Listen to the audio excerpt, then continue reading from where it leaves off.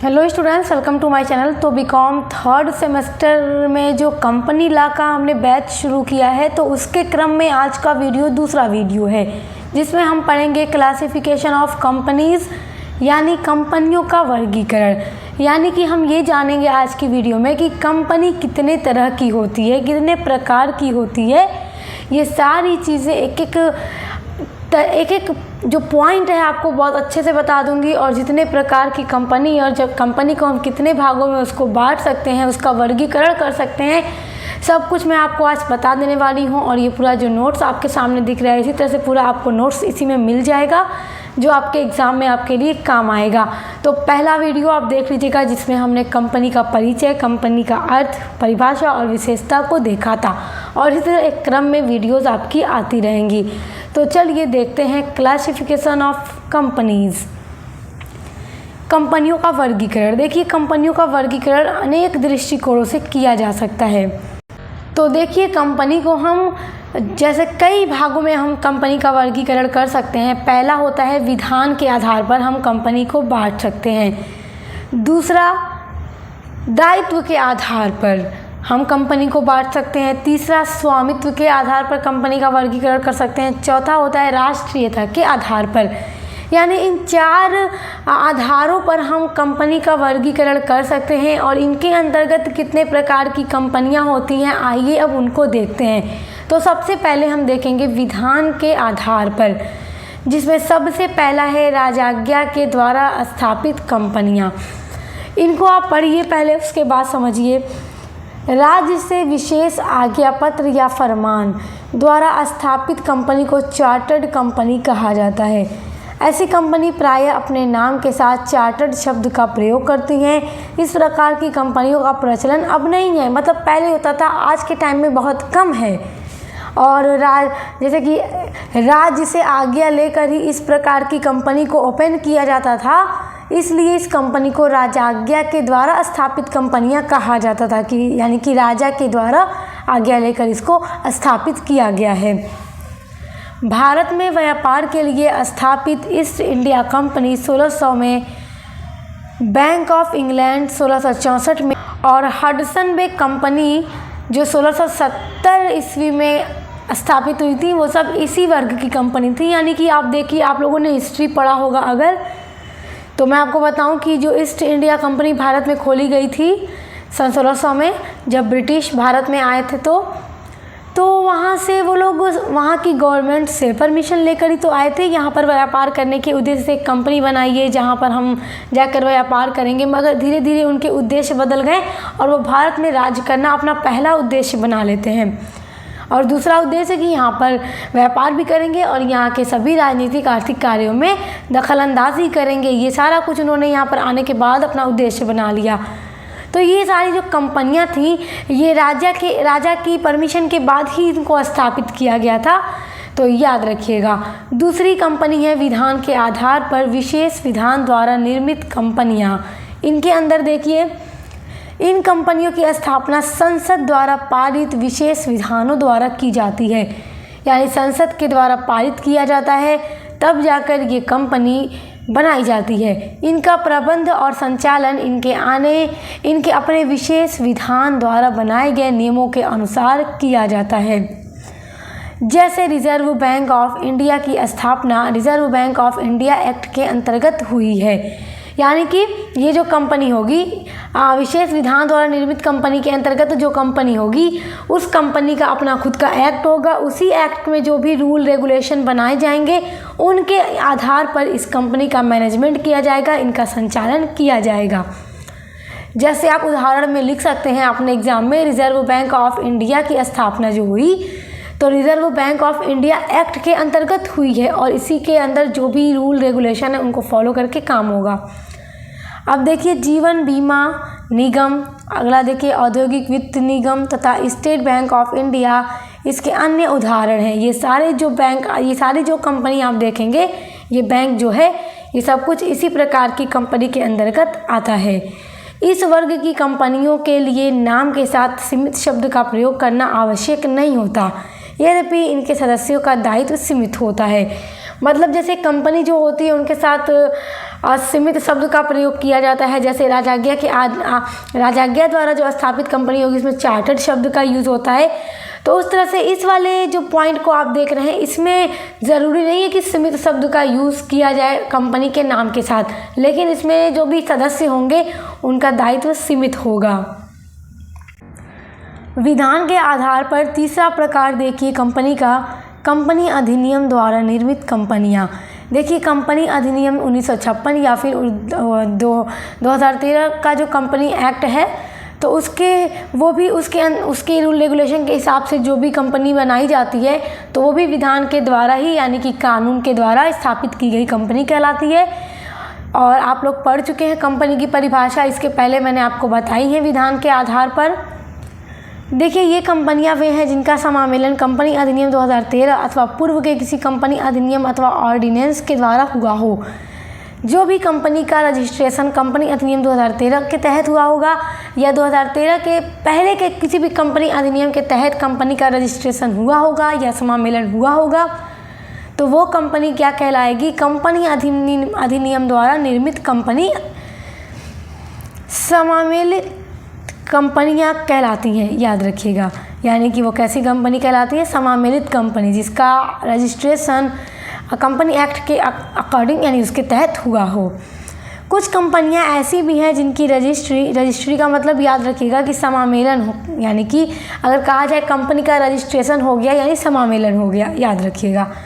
तो कंपनी अधिनियम के अंतर्गत होती हैं किंतु जिनका प्रबंध एवं संचालन उनके विशेष अधिनियम के अनुसार होता है। बहुत सारी कंपनी ऐसी होती हैं जिनका रजिस्ट्रेशन जो है वो कंपनी एक्ट 2013 के तहत ही हुआ होता है, मगर उनका संचालन और प्रबंध का काम उनके अपने विशेष अधिनियम के अकॉर्डिंग होता है। जैसे इंश्योरेंस एक्ट 1938 के अंतर्गत बीमा कंपनियां जो भी हैं वो अगर विधान के द्वारा लागू बनाई गई कंपनी है लेकिन तब भी उनके संचालन का काम इंश्योरेंस एक्ट 1938 के तहत होगा। इलेक्ट्रिसिटी सप्लाई एक्ट 1948 के अंतर्गत बिजली कंपनियां जो हैं उनका प्रबंध किया जाएगा, संचालन किया जाएगा।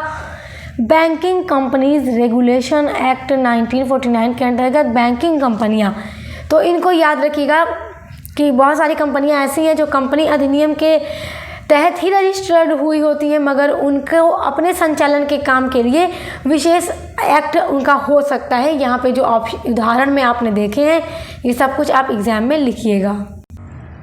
अब देखिए कंपनी का वर्गीकरण में हमने पहला देखा विधान के आधार पर जिसमें 3 प्रकार की कंपनियां देखी। दूसरा है दायित्व के आधार पर हम कंपनी को बांट सकते हैं यानी on the basis of liabilities, जिसमें पहला है सीमित कंपनी। सीमित कंपनियों के सदस्यों का जो दायित्व है वो सीमित होता है। ऐसी कंपनियों के लिए अपने नाम के साथ सीमित शब्द का प्रयोग करना बहुत ज़रूरी होता है। ये कंपनियां भी 2 प्रकार की होती हैं, अंशों द्वारा सीमित एवं गारंटी द्वारा सीमित। अंशों द्वारा सीमित का मतलब अगर आपने किसी कंपनी में अंश खरीदा है तो आपका जितना अंश होगा उतना ही आपकी लायबिलिटी होगी। अगर कंपनी का कोई नुकसान हो रहा है तो आपकी निजी संपत्ति का बेचकर कंपनी के ऋण को चुकाने में यूज़ नहीं किया जाएगा। यानी कि आपका जो दायित्व है आपको इसमें टेंशन लेने की ज़रूरत नहीं है, जितना आपका अंश है उतनी ही आपकी लायबिलिटी है। और इसमें भी 2 तरह की कंपनी होती हैं, एक अंशों के द्वारा सीमित होती है और एक गारंटी के द्वारा सीमित होती है। देखिए पहली है अंशों द्वारा सीमित कंपनी। अब देख लेते हैं ये दोनों कंपनियां कैसी होती हैं। ऐसी कंपनी अपनी पूंजी को कुछ निश्चित राशि के अंशों में बांट देती हैं और प्रत्येक अंशधारी का दायित्व उनके अंशों के अंकित मूल्य तक सीमित रहता है, जो कि मैंने अभी बताया।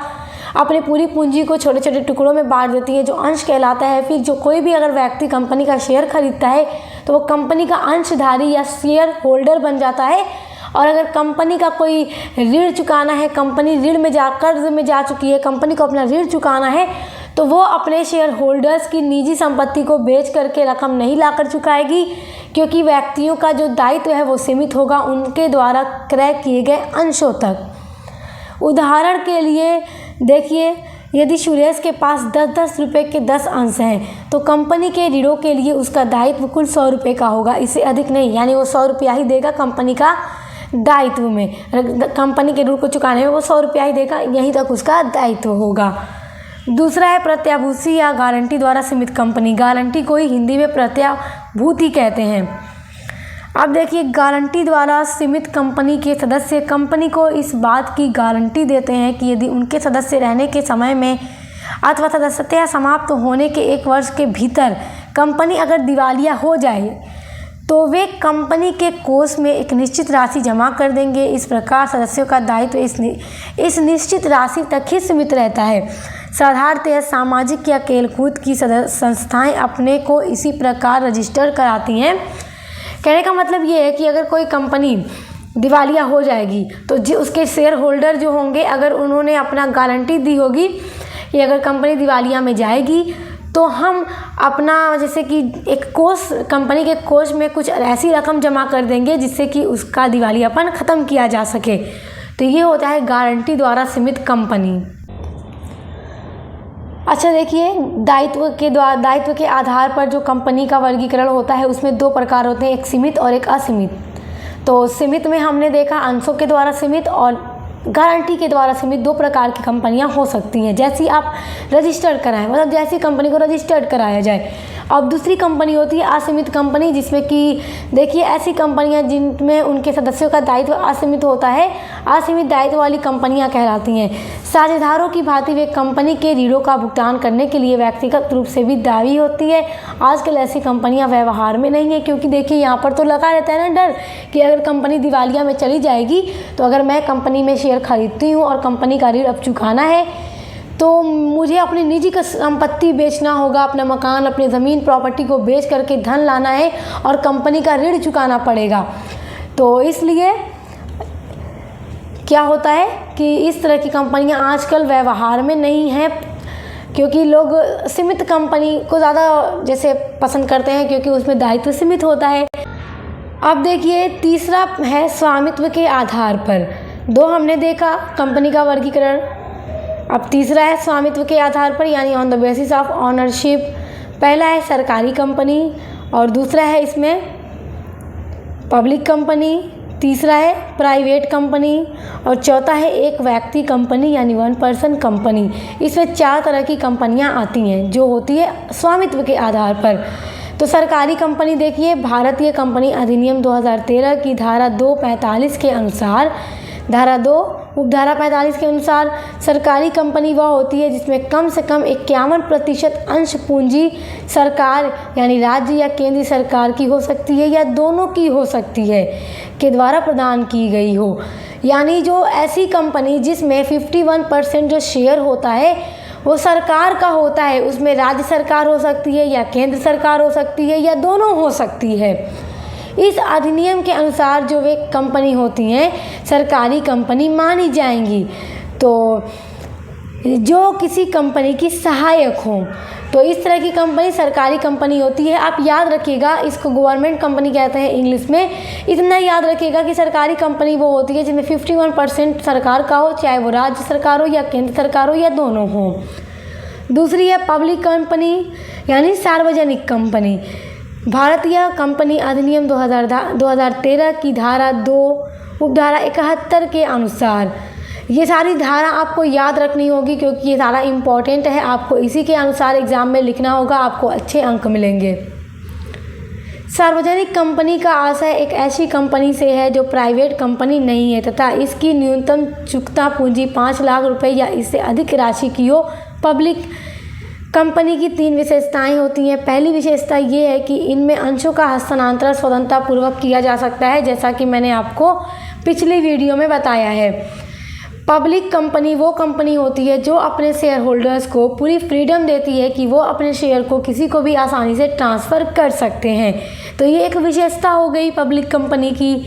दूसरी विशेषता ये है कि इसके अंशधारियों की संख्या न्यूनतम 7 और अधिकतम अंशों की संख्या तक हो सकती है, यानी कि कम से कम 7 शेयर होल्डर होने चाहिए और अधिकतम अनलिमिटेड हो सकते हैं, चाहे जितने भी हो सकते हैं। कोई जैसे कि एकदम फिक्स मेंबरशिप इसमें नहीं है कि इतने ही होने चाहिए फिर नहीं हो सकते, अधिक जितने चाहे हो सकते हैं।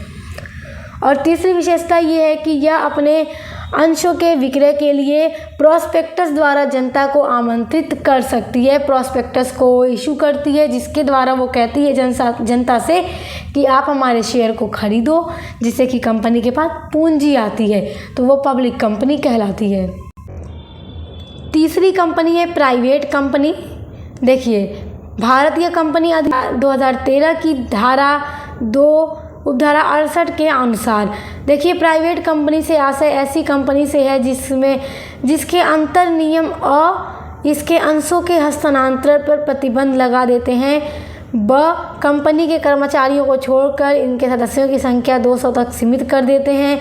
और है कंपनी के अंश या ऋण पत्रों को खरीदने के लिए जनता को निमंत्रण देने का निषेध कर देते हैं। यानी कि इसमें पब्लिक कंपनी की तरह नहीं होता कि जनता को आमंत्रित किया जाए अंशों को खरीदने के लिए, और इसमें कर्मचारियों को छोड़ करके कुल सदस्यों की संख्या 200 तक ही होती है, उससे अधिक नहीं हो सकती। और प्राइवेट कंपनी में जो शेयर का ट्रांसफ़र होता है, हस्तांतरण हो सकता है, उस पर प्रतिबंध लगा दिया जाता है। कोई भी शेयर होल्डर अपने शेयर को किसी अन्य व्यक्ति को ट्रांसफ़र नहीं कर सकता, वो प्राइवेट कंपनी कहलाती है। देखिए, है कंपनी के अंशों या ऋण पत्रों को खरीदने के लिए जनता को निमंत्रण देने का निषेध कर देती है। यानी कि इस कंपनी में शेयर को या डिबेंचर को खरीदने के लिए, डिबेंचर का मतलब ऋण पत्र, अंश का मतलब शेयर, उसको खरीदने के लिए ये जनता को आमंत्रित नहीं करती। यदि 2 या अधिक व्यक्ति कंपनी में संयुक्त रूप से एक से या अधिक अंश रखते हों तो इस परिभाषा के आशय के लिए उन्हें एक सदस्य के रूप में समझा जाएगा। अच्छा, देखिए, मैं आपको ये बता दूं कि यहाँ पर हम सिर्फ कंपनी का क्लासिफिकेशन देख रहे हैं कि कंपनी कितने प्रकार की होती है। यहाँ की 4 प्रकार हम देखेंगे, 3 हमने देखा, और सब में कितने प्रकार की कंपनियां हैं वो आप देख रहे हैं, और उम्मीद कर रही हूँ आप समझ रहे होंगे। आगे एक और वीडियो मैं अपलोड करूँगी जिसमें मैं आपको सिर्फ पब्लिक कंपनी के बारे में पूरा डिटेल में बताऊँगी, प्राइवेट कंपनी के बारे में पूरा डिटेल में बताऊँगी, तो उन सभी पर भी पूरी डिटेल में चर्चा की जाएगी। तो आप यहाँ पर अगर आपको हल्का हल्का कन्फ्यूज़न हो रहा है तो आप उसके लिए परेशान मत होइएगा। एक सेपरेट वीडियो सिर्फ पब्लिक कंपनी पर अपलोड की जाएगी और एक सेपरेट वीडियो प्राइवेट कंपनी पर भी अपलोड की जाएगी, और फिर उसमें इन सभी के बारे में पूरी अच्छे से चर्चा की जाएगी। अब देखिए, स्वामित्व के आधार पर चौथी कंपनी होती है एक व्यक्ति कंपनी, यानी 1 पर्सन कंपनी। इसमें सिर्फ एक व्यक्ति होता है। देखिए, वह कंपनी, देखिए, कंपनी अधिनियम 2013 के अनुसार प्राइवेट कंपनी के अंतर्गत एक व्यक्ति कंपनी बना सकता है। धारा 2 उपधारा 62 के अनुसार एक व्यक्ति की कंपनी से अभिप्राय ऐसी कंपनी से है जिसका कोई एक व्यक्ति ही सदस्य होता है और इसकी स्थापना किसी एक उद्देश्य को लेकर की जाती है। और जैसे कि मान लीजिए पब्लिक या प्राइवेट कंपनी हैं तो उसमें तो बहुत सारे शेयर होल्डर होते हैं, बहुत सारे डायरेक्टर, मगर इस वाली कंपनी में 1 पर्सन कंपनी में केवल एक ही व्यक्ति सदस्य होता है, इसीलिए इसको 1 पर्सन कंपनी कहा जाता है। धारा 3 के अनुसार केवल एक व्यक्ति भी किसी वैधानिक उद्देश्य के लिए प्राइवेट कंपनी का गठन कर सकता है, यानी कि कोई वैधानिक उद्देश्य होना चाहिए तभी कोई भी व्यक्ति इस तरह की कंपनी को बना सकता है, वरना नहीं। एक व्यक्ति कंपनी के पार्षद सीमा नियम में यह बात बताना अनिवार्य है कि उसकी मृत्यु के बाद या अनुबंध करने के अयोग्य हो जाने पर कौन व्यक्ति इस कंपनी का सदस्य होगा, क्योंकि यहाँ पर तो बस एक ही व्यक्ति है। जिस तरह मान लीजिए सोल प्रोप्राइटरशिप में होता है, एक अकेला व्यक्ति अपने व्यवसाय को चलाता है, तो अगर उसकी मृत्यु हो जाए तो उसका बेटा हो सकता है, उसकी बीवी हो सकती है, या फिर उसके रिलेशन का कोई भी लोग हो सकता है जिसको वो अपना उत्तराधिकारी चुनेगा कि अगर वो मर जाए तो वही उसके बिजनेस का मालिक होगा और वही चलाएगा। बल्कि आपने पब्लिक और प्राइवेट कंपनी में देखा ऐसा नहीं होता। अगर एक संचालक आए मर जाए, कोई शेयर होल्डर आए मर जाए चला जाए तो कंपनी पर कोई इफेक्ट नहीं पड़ता, कंपनी चलती रहती है। कंपनी इनसे अलग होती है, कंपनी का जो है अस्तित्व है वो पृथक होता है अपने अंशधारियों से। मगर 1 पर्सन कंपनी में जो व्यक्ति, एक ही व्यक्ति तो मालिक होता है, इसलिए उसको अपने पार्षद सीमा नियम के अंतर ये लिखना होता है कि अगर उस व्यक्ति की मृत्यु हो जाए या व्यक्ति वो बूढ़ा हो जाए और अब वो अयोग्य हो चुका है काम करने के लिए, कॉन्ट्रैक्ट करने के लिए, तो कौन उसका उत्तराधिकारी होगा, उसका बेटा होगा, उसकी बेटी होगी, उसकी बीवी होगी, या कौन होगा, उसको ये लिखना ज़रूरी है। यह व्यक्ति कानूनी प्रक्रिया पूरी करके सदस्य के नाम में परिवर्तन कर सकता है तथा सदस्य बनने वाला व्यक्ति भी अपना नाम वापस ले सकता है। ये सारी चीज़ें हमने देख ली। अब हम देखेंगे राष्ट्रीयता के आधार पर। अगला देखिए, राष्ट्रीयता के आधार पर on the basis of nationality. इसमें दो प्रकार की कंपनी होती है, एक विदेशी कंपनी और एक देसी कंपनी। ठीक है, विदेशी और देसी। विदेशी कंपनी देखिए, भारतीय कंपनी अधिनियम 2013 की धारा 42 के अनुसार जो कंपनियां भारत से बाहर अर्थात विदेशों में रजिस्टर्ड हुई हैं किंतु अपना व्यापार भारत में भी करती हैं, उन्हें विदेशी कंपनी कहा जाता है। याद रखिएगा, बहुत इंपॉर्टेंट है। दूसरा है विदेशी कंपनी यानी होम कंपनीज़, जिन कंपनियों का समामेलन भारत में ही हुआ है और उनका व्यापार देसी या भारतीय कंपनियां, मतलब उन्हें देसी या भारतीय कंपनी कहेंगे। ये बहुत इंपॉर्टेंट है आपके लिए, याद रखिएगा। यानी जिनका समामेलन भारत में ही हुआ है और भारत में ही वो व्यापार कर रही हैं, उन्हें भारत की कंपनी कहेंगे या देसी कंपनी कहेंगे। और जो कंपनी जिसका रजिस्टर्ड बाहर विदेश के किसी भी देश में हुआ है और वो भारत के साथ ही अपना व्यवसाय कर रही हैं, भारत में भी अपना बिजनेस कर रही हैं, तो उन्हें हम विदेशी कंपनियां कहते हैं। तो हमने कंपनी का जो वर्गीकरण देखा, क्लासिफिकेशन ऑफ कंपनी जो हमने देखा, उसमें हमने 4 प्रकार देखे, विधान के आधार पर, दायित्व के आधार पर, स्वामित्व के आधार पर और राष्ट्रीयता के आधार पर। और उम्मीद करती हूँ आप बहुत अच्छे से समझ गए होंगे। ये वीडियो यहीं पर ख़त्म होता है और अगली वीडियो में हम पब्लिक एंड प्राइवेट कंपनी के बीच में अंतर देखेंगे कि दोनों के बीच में क्या अंतर होता है, जो कि आपके लिए वेरी इंपॉर्टेंट है और एग्ज़ाम में पूछा भी जाता है लॉन्ग में। तो पूरा वो हम कल देखेंगे। अब मिलते हैं नेक्स्ट वीडियो के साथ।